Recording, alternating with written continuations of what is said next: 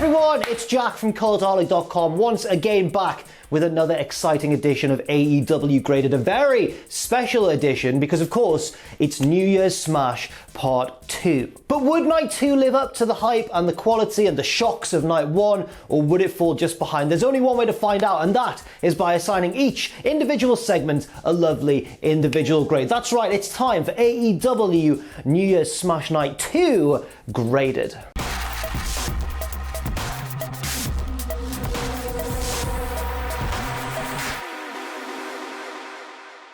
We start things off with a pretty big match, one of the bigger matches of the night in my opinion, Pac versus Eddie Kingston. And Pac straight away stomps down to the ring, gets in the ring, charges across the ring and drop kicks Eddie Kingston in the face. Eddie rolls to the outside and Pac hits a big dive and we're off to a very fast start. But Kingston manages to regain control, Pac gets knocked to the outside, Kingston distracts the referee, and then on the outside the bunny rakes the eyes of Pac.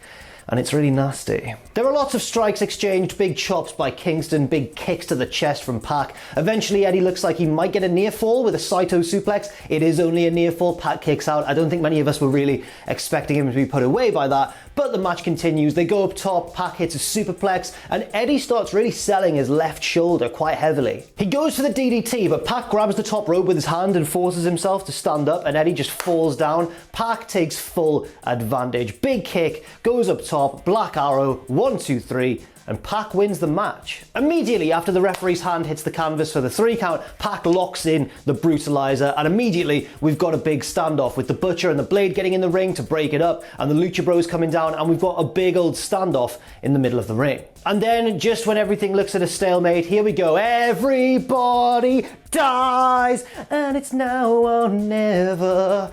It's still that. It's just that, you can't tell me otherwise. It's Lance Archer and Jay the Snake Roberts, and Archer is gonna kill someone. He gets in the ring, the heels bail, and Archer then scolds Pac like a naughty child. He doesn't kick the crap out of anybody. He seemingly forgets that he's a 7-foot perpetually angry monster, and instead goes, "You and me, you need to get on the same page." And then he clomps off, and Pac's like, "Ugh." This gets a B+ grade. It was a good match, certainly. Maybe not quite as epic as I was hoping for. Maybe I wanted it to have a bit of a later slot in the night. I'm not quite certain. But it was still very, very enjoyable, of course. Maybe just not as developed as many of us might have thought it would have been. But also, another thing holding this back from getting like an A- or an A grade is the aftermath. I thought it was very out of character for Lance Archer. Very curious behaviour from him.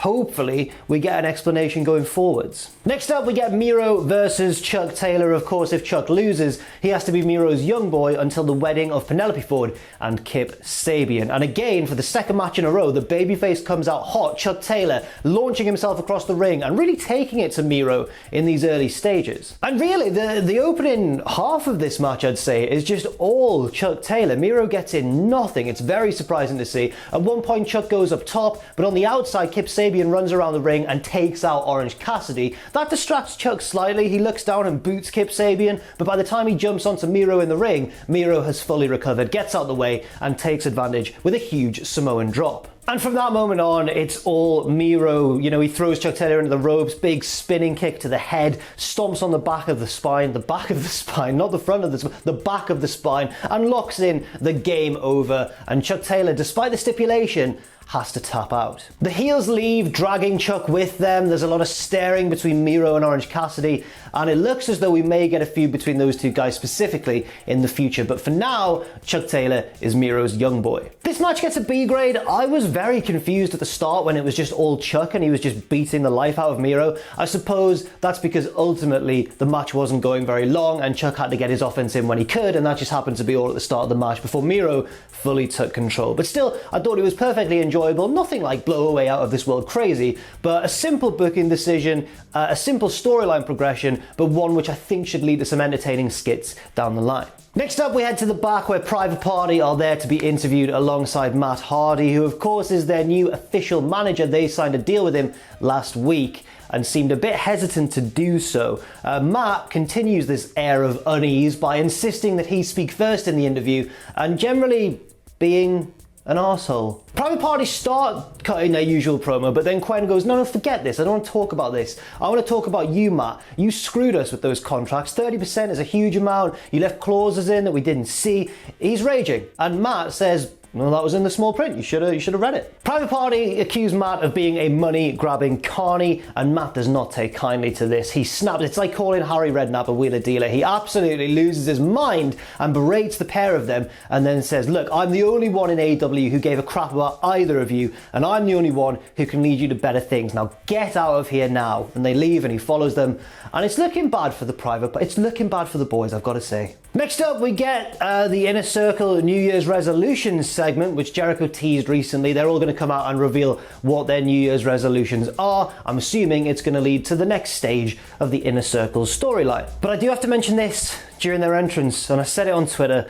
I am getting quite sick now of the contractually obliged, everyone properly loves it, Judas sing-along. Everyone was going mad for this. Not the fact, we saw mainly the people who were paid to be there around the ring singing their lungs out for Judas, and man, I just don't think it fits that well. Not the song itself, by the way. I like it as a song, great entrance music, etc. However, I don't think it works for this heel to come out, this group of slimy, awful heels, in fact, in this case, and the crowd are all like, what if that big bow, and it's just like, grow a pair of balls, everybody, boo them. Possibly the worst part of it is when they're about to get in the ring. Right, so picture this, right? The Inner Circle, they've come down the ramp. Jericho's about to get in the ring. We cut to some 3 baby faces in the crowd just going like, bow, da, da, da. Then we cut back to the ring, and Jericho's already in there now. He's got in off camera, and he's there just going like, oh yes, everybody loves my song. They do that shot every week, and it grinds my gears, it does. Anyway, let's get to their New Year's resolutions. Jake Hager is first. He says he wants to win championships in 2021. MJF says he wants to simply strengthen his bonds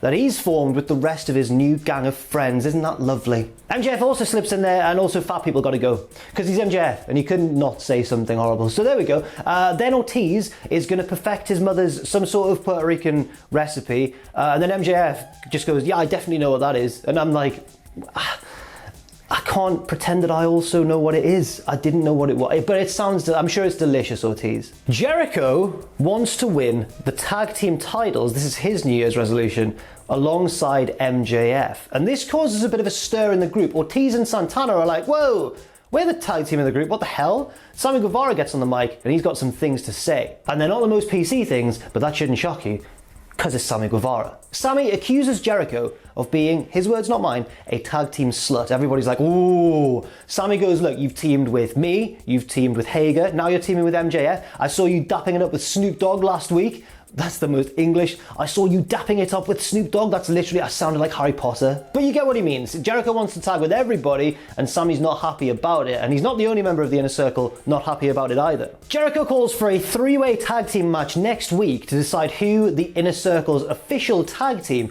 is going to be. It's going to be Jericho and MJF versus the Proud and Powerful versus Sammy and Hager. And Jericho goes, Sammy Hager? And they're like, yeah, what's wrong with that? And Jericho's like, oh, nothing, never mind. Because of the Van Halen singer, the one who replaced David Lee Roth. It's fine, it's fine.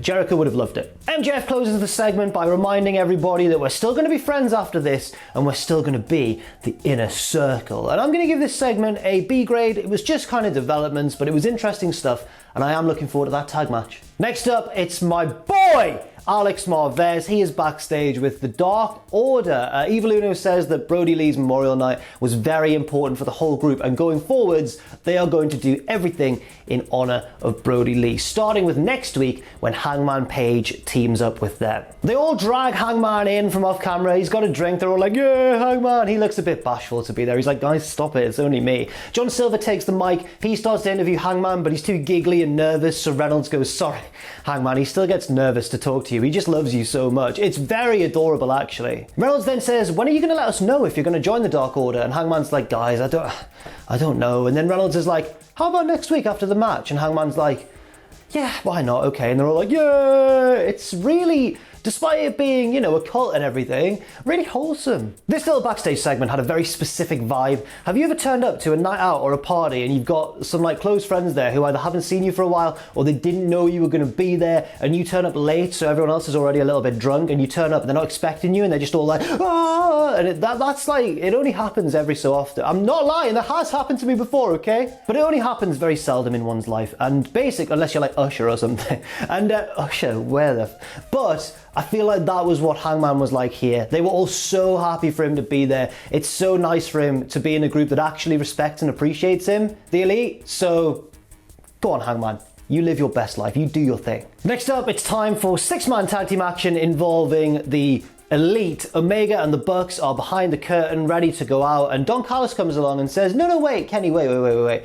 Are you guys all going to go out together? Because the Bucks have their own great theme music, they're a great tag team, they deserve to have their own entrance. So come on, just me and you, Kenny, we'll just go out there first. And everyone's like, bit weird, but okay. Once Kenny and Callis get in the ring, however, Callis grabs the mic and introduces Kenny's real tag team partners, the Good Brothers, Carl Anderson and Doc Gallows, who come out from that car park bit at the side because they're not officially signed with AEW. They've got the Impact tag belts with them. Everybody's booing. It looks badass, but then we cut to the Young Bucks, who are still behind the curtain. They're now in Gorilla with Tony Khan, and they look fuming. Well, Tony doesn't. Tony actually is just a bit nonplussed. He's like, I'm having a great time. I'm running my own wrestling show. Get a bit mad, Tony. Channel a bit of that Vince McMahon energy. Not too much. Their opponents are the Varsity Blondes, Brian Pillman Jr. and Griff Garrison, and Danny Limelight, who I've not seen too much of, but he comes across pretty well in this match. Because of the statures of the respective teams, I'm expecting this to be a total squash, but instead, to my surprise, the babyfaces get quite a lot of offense in early on Kenny Omega of all people. The heels do take control and start beating down Danny Limelight, but at one stage he does a very impressive Phoenix-esque rope walk to escape Omega, and a little bit later on gets the hot tag. Well, he doesn't get the hot tag, he gives the hot tag, should I say, and the Varsity Blondes just start running wild. They hit their big signature double team on Carl Anderson, who only just kicks out at the stroke of 3. However, from this moment, the heels take control and isolate Danny Limelight and absolutely batter him. He manages to run himself into a magic killer, and that is all she wrote for this match. But more even a match than I was expecting. But the segment is not over yet, because Jon Moxley's music hits and he saunters down the stands and he looks like he's going to get in the ring. He's outnumbered 3-1. He looks at it, he counts up the odds on his fingers and he goes, yeah, and he just gets in the ring anyway and swings for Kenny Omega. He does get beaten down, of course, because it's 3-on-1, but here come the Lucha Bros to even the odds. They're still clearly not over the aftermath with Phoenix last time round. Now, if the opening match was anything to go by, I'm now expecting Lance Archer to run out and go, stop fighting, get on the same page, man. But he doesn't. Instead, various locker room members and backstage officials run out, and it turns into a pull-apart brawl. But Moxley manages to fight off the guy holding him, hits a paradigm shift, he jumps over the ropes onto a crowd of people below, including Kenny Omega. He gets back in the ring, and the Bucks have run down to try and calm everything down. And I'm like, oh, just drop them, Moxley. They're full of crap. Look at the Bucks trying to keep the peace, man. It's disgusting. Moxley doesn't attack the Young Bucks, but here come the Lucha Bros from behind. They do. Bang! Super kick to the Young Bucks. They are down and out, and I'm like, yes! Hypocrites! Get out. Sorry, it's just the way that they've been recently with Kenny, and then beyond that with Hangman, and they're really smarmy, and then they try and be the good guys, and I'm a big fan of them getting kicked in the face. Sorry, this is all kayfabe, by the way. I don't actually hate the Young Bucks. Part of the kayfabe realm, I should say.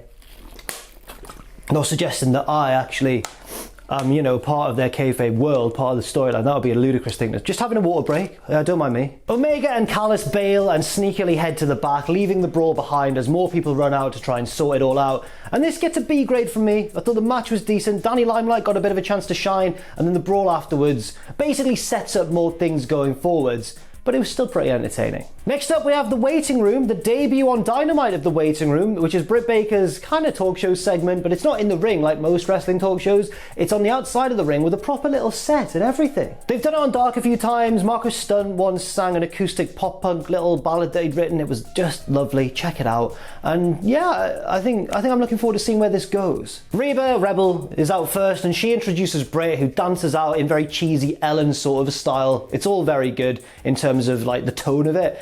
Britt then gets on the mic and says, yes, thank you everybody for coming, and if you all check under your seats, I've got a little surprise for you, like Oprah would. And they all check under their seats and there's nothing, and Britt goes, just kidding. And I'm like, that's pretty good actually. Britt then introduces their guest for the evening. She says, he's a man, we can't work out who his guy is. Is it Shaq? Is it Sting? Is it Snoop Dogg? He better make a good decision, unlike the one on his neck. It's Cody Rhodes. I'm like, oh, some bobs. being thrown in there. Cody makes his entrance. They seem to be keeping the Snoop Dogg remix around of it. Make of that what you will. Cody comes out and he looks like he's having a great time. He looks like he's happy to be there because if he squints just enough, he can pretend that it's actually a mainstream media appearance for him. Britt then starts just firing out jibes at a very quick rate. She starts waving a sprinkler around when Cody makes his entrance. She's like, oh look, contractually obliged pyro. Then she congratulates him on the baby that him and Brandy are going to have, obviously, and then says the baby will probably have an action figure before I do. And then Cody's like, oh, sorry. And then she's like, oh, well, no, it's okay. I'm just joking. No fake friends here, just fake teeth. And Cody's like, what's going on? Before Cody can even reply, Britt then introduces a special extra guest, and it's Jade Cargill. She stomps out and honestly looks like she could batter Cody. She looks dangerous, man. Jade then says Cody did Brandy a favor by getting her pregnant because if she ever comes back, Jade is gonna beat that ass. Then she shoves Cody. Cody's like, oh, this is a nightmare segment for me. I'm getting roasted. I'm getting shoved. Then Red Velvet runs out to confront Jade Cargill, who just towers over her. She almost towers over Cody, to be honest. Velvet slaps Jade. Jade slaps Velvet harder, and then everyone just piles in for a big brawl. Various members of the women's locker room getting involved. Now, Britt gets on the mic as the brawl's all going on. It looks like she's about to say something, but for some reason she gets cut off immediately by a video playing on the Tron of her beat down recently of Thunder Rosa backstage, and then after that Thunder Rosa cuts a promo to the camera saying, well, Tony Khan has booked me versus you at Beach Break, so you better watch your back. We go back live to ringside and Britt Baker's like, whoa, hang on, what? No, I'm not going to do the match. I'm just not going to do it. And then her and Rebel leave. This gets a B- grade. It felt quite thrown together and shambolic at points, sometimes by design, which was funny, but sometimes it just did feel odd, genuinely as well. Like the kind of random nature of the Thunder Rosa video, maybe that was a production error and they pressed it too early or something. Also, I think that all the women running in for a big brawl lost its effect slightly because it was the second pull-apart brawl segment in a row on the program. However, it still gets a B- grade despite all that. Why is that? Britt Baker, she absolutely carried this segment. She was hilarious, she was heelish, she was charismatic.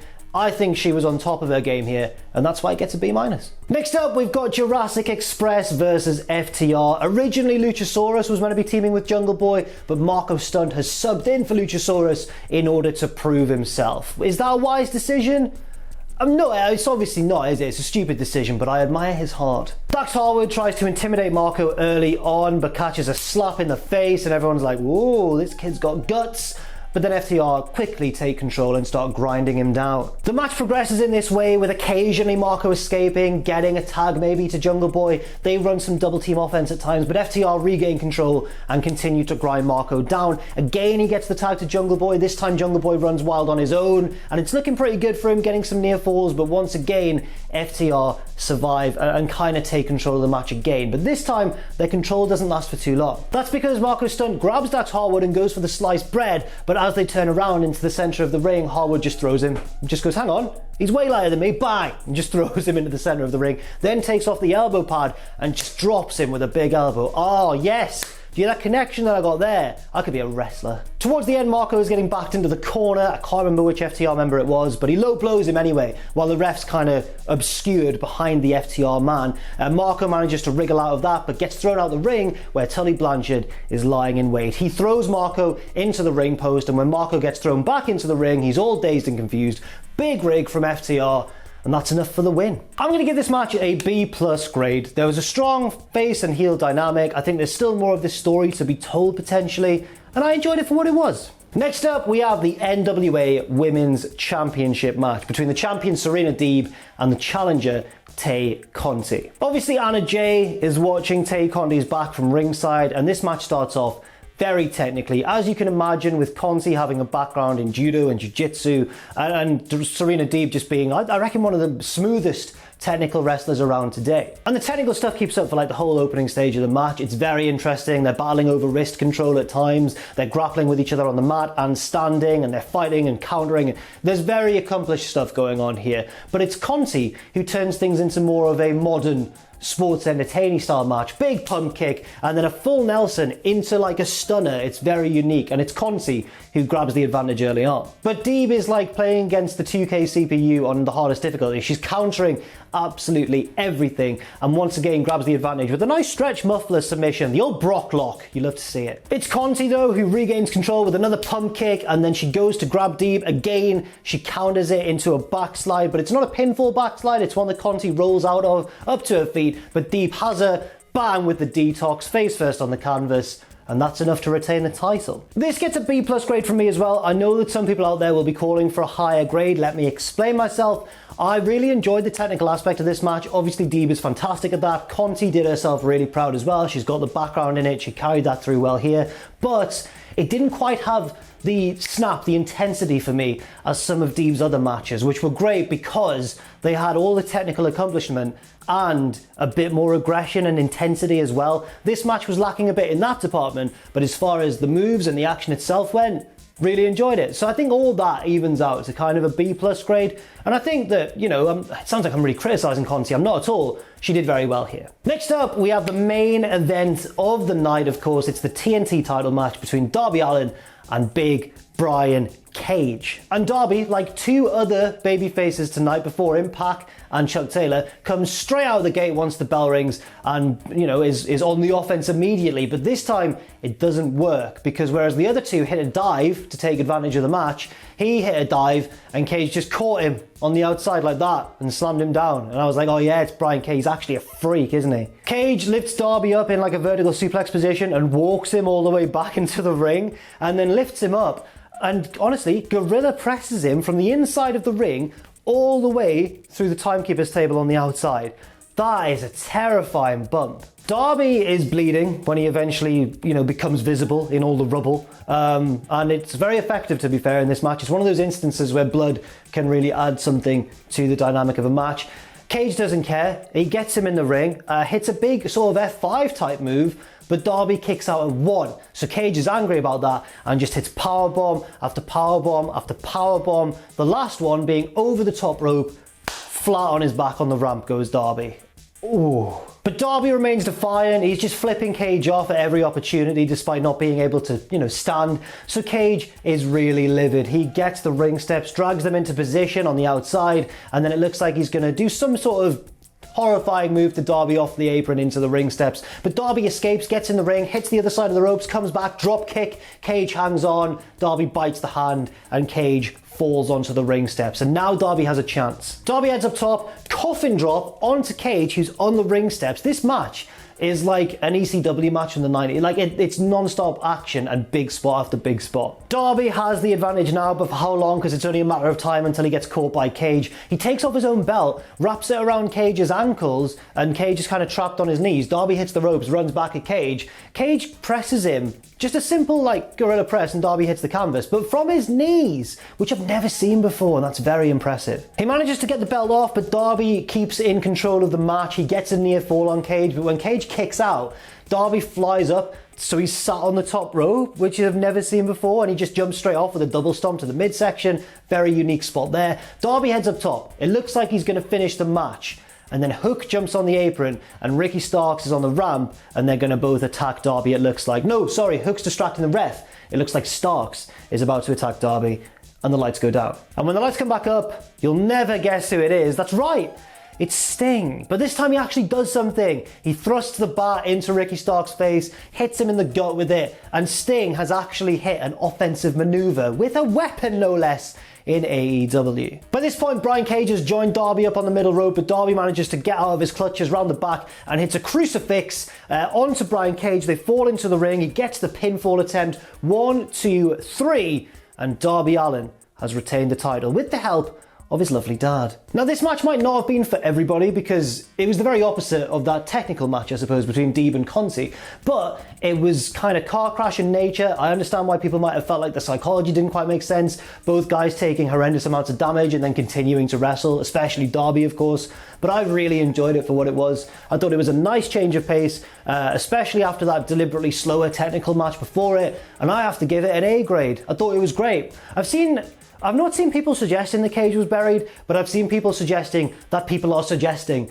that Cage was buried. And I have to disagree if that is a real opinion out there, because I feel like he lost because he was up against a truly special champion in the form of Darby Allin, who used every trick in the book imaginable and every shred of his bravery to do so. And obviously you had the distraction element of Sting as well, but this was mostly Darby being put over as an effective champion despite his size. And I think it's 2021. Wrestling's not necessarily about how big you are anymore. I mean, every time Rey Mysterio would beat someone bigger, this would obviously come out of the woodwork, and I don't think it's really relevant. So A is the grade there. That was the end of the show as snow falls down and Taz looks annoyed at the snow once again. But how good was the show overall?